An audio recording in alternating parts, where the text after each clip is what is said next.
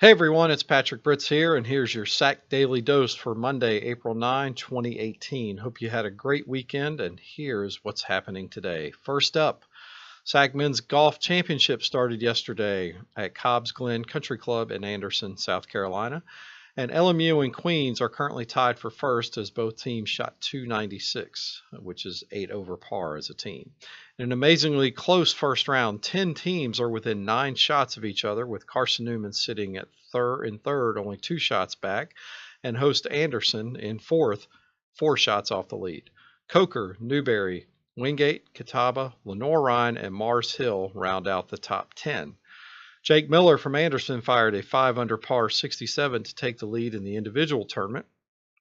That 67 is tied for the 7th lowest round in SAC tournament history. Henry Bryden of Queens and Harry Butler both shot rounds of 70 and are 3 shots back of Miller.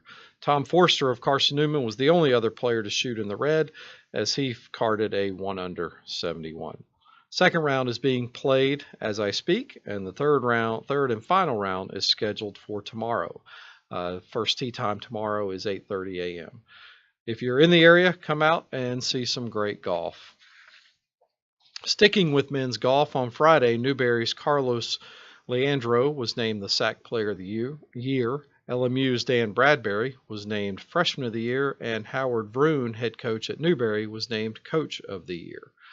Leandro is currently ranked 16th nationally, and he currently has a stroke average of 71.69, with 13 of his 23 rounds being at even par or better.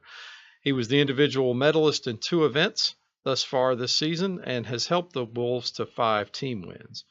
Bradbury finished in the top 12 in LMU's 10 tournaments this season, and he has a stroke average of 73.52, including a career low 66 in the opening round of the Miami Intercollegiate.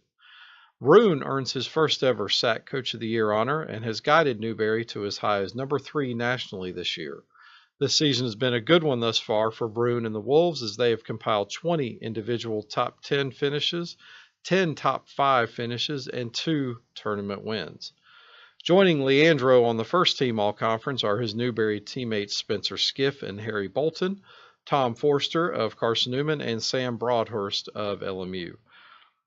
Wanju Lee of Coker, Jake Hedrick of Carson Newman, Harry Boyle of LMU, and Harry Butler of Mars Hill joined Freshman of the Year Bradbury on the second team all-conference. Congratulations to all the individual winners. Moving on, a couple of historic wins for 2 coaches yesterday. Newberry men's and women's tennis coach Mark Gardner picked up his 200th career win in women's tennis when the Wolves defeated Anderson 6-3. The win pushed the Wolves to 7-1 in the SAC this year and 19-3 overall. Not to be outdone, Tusculum head baseball coach and athletics director Doug Jones earned his 700th win yesterday as the Pioneers split a twin bill with Lenoir-Rhyne. Tusculum is now 20-20 overall on the season and 12-9 in league play. Congrats to both coaches on milestone victories. Finally today, the first NCAA regional rankings in tennis and men's golf were released last week, and the SAC is well represented. First in men's tennis, Queens is 4th, Wingate 5th, and Anderson comes in at 10th. In women's tennis, Tusculum is number 2, Wingate is 3rd, and Queens sits at number 7. Tusculum and Wingate play a huge match today at Wingate. I think it starts around 11 a.m. In men's golf, Newberry sits at number 2, LMU 4th, and Carson Newman is 7th. Not sure where the women's golf rankings are and could not be found on the NCAA website. We'll keep looking for them, but if you know the women's golf regional rankings, go ahead and send those to us, please. Now for everyone's favorite part of the show, the famous sports quote. Mike Tyson, arguably one of the best heavyweight boxing champions ever, once said, everybody has a plan until they get punched in the face. Sage words from Mike Tyson. You can find links to all these stories I discussed in the description below and more on our homepage, thesac.com. Make sure to visit us on Twitter and Instagram as well as our Facebook page, and make sure to keep sending in those comments. We'd like to hear those comments. That's going to do it for me today.